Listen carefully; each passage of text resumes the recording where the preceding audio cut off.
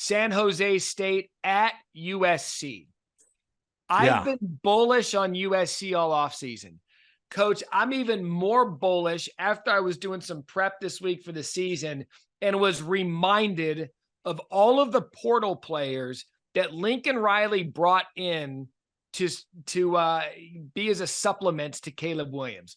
Marshawn Lloyd out of South Carolina, who was one of the highest rated running backs coming out of DeMatha High School. He is an absolute stud 5-star. He comes in. Jared Kingston to shore up the offensive line. He comes in from Washington State. Dorian Singer from Arizona at receiver, who's a game breaker waiting to happen. Then you've got Bear Alexander coming in from Georgia, defensive lineman, and Christian Roland Wallace, a DB out of Arizona. Mason Cobb, a linebacker out of Oklahoma State. These guys are loaded. I think they're set. Now, the interesting thing that we're going to get to see, which I'm so excited about the Pac-12, they're all going to play each other. I mean, USC's schedule, even though this week, I think, you couldn't ask for more.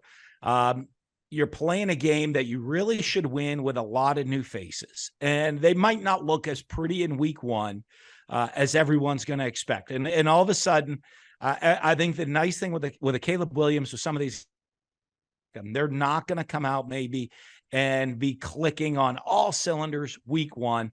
But I don't think that's not the goal. You don't need to. With all these new faces, let's work everybody in. Let's work out the kinks. Let's get ready to go for the long haul during the season, because they're going to have a really tough schedule as it goes road. And, when you look at it, when you're playing all the top teams, you're going to get there. You're going to get to see them play Washington. You're going to get to see them play Utah. And you're going to get them to get to play that tricky kind of Oregon State sleeper game that's going to be out there. Arizona and Arizona State, I think, can have enough Deloria at Arizona quarterback to make plays. Those are your games when you're USC that, hey, we're thinking we're going to catch our breath. Arizona State, all the transfers coming in. I think those are going to be big games. They get a non-conference going, as we said earlier, at Notre Dame. They're going to be tested throughout the year. So I think it's great for them in this early part of the season for them. They open with San Jose State, Nevada, and Stanford. They're going to have a chance with all these new faces to work out all the kinks before it starts hitting. Because when it hits, they're going to have a tough schedule. That back half of the season, look, if you're Lincoln Riley, you've got one of two ways to look at this. Part one, like, hey, thank you, schedule makers. First 6 weeks of my season. You mentioned those first 3 at Arizona State's probably going to be a little tricky because I think Dillingham's got them believing, and they're going to be a good offense because that's what he does. But they're going to win that game. They're going to go to Colorado. They're going to thump Deion in Colorado. And then Arizona, like you mentioned, they're going to be a little bit tricky. But after that, I like USC could go into Notre Dame easily 6-0. And then the back half of this schedule, as you just alluded to, they've got Notre Dame, Utah, they'll win against Cal, and then they finish with Washington, Oregon, UCLA. Yeah. Unbelievable. It's going to be must-see. The Pac-12 is going to be don't make me sad this year. Like you said, the issue is the only benefit. We're not in studio covering all of it this weekend. The benefit we're going to have in studio is we get the Pac-12 satellite feed. We do. So, we're the rare people that have found that bird in the sky that can figure out how to watch all that stuff out west. So we're going to be able to sit and enjoy all of these games. I mean, there are so many good ones. And here's what I'll say about USC. Because of the schedule and how good the Pac-12 looks this year. Yeah. And because of all those transfers that they brought in that I mentioned a second ago to supplement the talent they already had. If Alex Grinch, the defense, finds a way to use Bear Alexander, Mason Cobb, and Christian Roland Wallace, and finds a way for that defense to play, I don't think it's beyond the shadow of a doubt. In fact, I would put him in. I think USC is a playoff team. And I don't think it's close because of the schedule and the talent. I think so, because I think this, and you have to remember, chances are, if they lose to some, with the exception of Notre Dame, there's a good chance if that happens, they'll get to redeem that game in the Pac-12 championship. Yep. They'll get the chance to go beat the one team they lost to. And if that happens as a conference champion, and I think that's this, I live down here in SEC country, and everyone, it's just, everyone assumes Georgia's already in and probably either Alabama or LSU. There'll be two teams in. I think the fact that the loser of the SEC championship game will not have that criteria of being a conference champion is going to put them at great risk to the winner of all of the other Power 5 conferences. There's 4 more conference champions that the loser of the SEC championship game has to beat and jump ahead of. And I think this is the year that I think you're going to have 4 conference champions in the playoffs. I wonder if this is also the year in the Pac-12 swan song, because it looks to be so deep. Could a 2-loss Pac-12 team get in? We haven't seen 2-loss teams get in. Can a 2-loss team, depending on what it looks like, depending on what's going on in the rest of the country, because when you really look at this, but with Washington being a top 10 team, Utah's the 2-time defending champion, Oregon's going to be tough. I mean, this conference, Oregon State, they're pissed off. They're getting kicked out of the league. Like, it's going to be as deep as we've ever seen.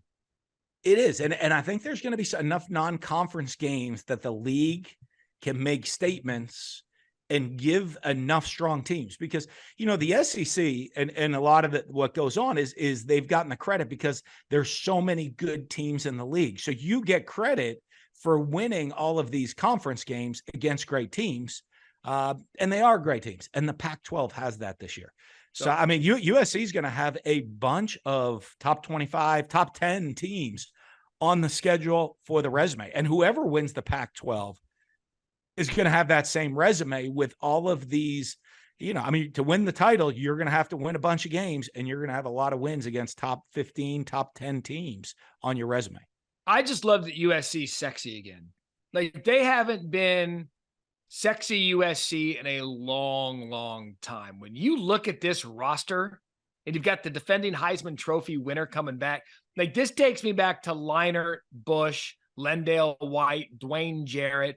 It takes me back to that era where these dudes were just like, USC was USC. Yeah. And they are. The interesting one for them is going to be the defensive side of the ball. That's it. Always is. And, and the Pac-12, I mean, because I think, Washington can score points, and they're going to. Oregon, I think, is going to be able to score some points this year. And I think when you look at those two offensive, and then, you got to score enough to go beat Utah. Yeah. The Utah one's kind of a different deal of you got to get a couple of stops because USC is going to score on just about everybody except for probably Utah.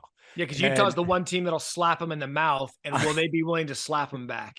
Yeah, and the Utah game, you have got to, score enough against that and slow them down a little bit to go in a tough battle. I like it. I think USC is going to be a playoff team. And that's what's going to get really interesting, because you figure USC is a playoff team. The Big Ten champion's a playoff team. The winner of the SEC championship game's a playoff team. One spot left for the ACC, Big 12, and a loser of, you're sitting at a possible 11-1 Ohio State, Michigan loser. They're getting in. SEC championship game loser, Big 12 champion, and ACC champion. I'm telling you, who's out this year, right? Yeah, and that when you just break it down like that, you would like to think Florida State. Look, if LSU gets by the LSU Florida State game coming up, big one. Losers fine. Now, winners in a great spot, but the loser of that one, so it's because it's so early and each team plays in a good enough conference to get through, I think they're fine. But that, to me, that one game, LSU Florida State, can do so much for the national championship of the college football playoff picture early in the season come November, because one of those teams is going to have a loss, and that thing is going to be dissected start to finish. Here's the one. 12-0 Georgia loses the SEC championship game to 11-1 LSU or 11-1 Alabama. So 12-1, 12-1. Okay. You have let's say USC's, we already said USC, Michigan, both in. If that loss, LSU's loss, is to Florida State, who's an ACC champion, then who's on the outs? Right. Then you go down, then you're looking at schedule. It is going to be, I think this is going to be a year where winning that conference title is going to have a lot to do with getting in the playoffs. And isn't it ironic too? Because we know the Big Ten West is not good. The Big Ten East is loaded with Ohio State, Michigan, Penn State, and sometimes Michigan State. But the committee, for some reason, if you look at body of work of Ohio State and Michigan in years where they've both gotten in like last year, the league was not good. It just wasn't. Thanks for watching ESPN on YouTube. For live streaming sports and premium content, subscribe to ESPN+.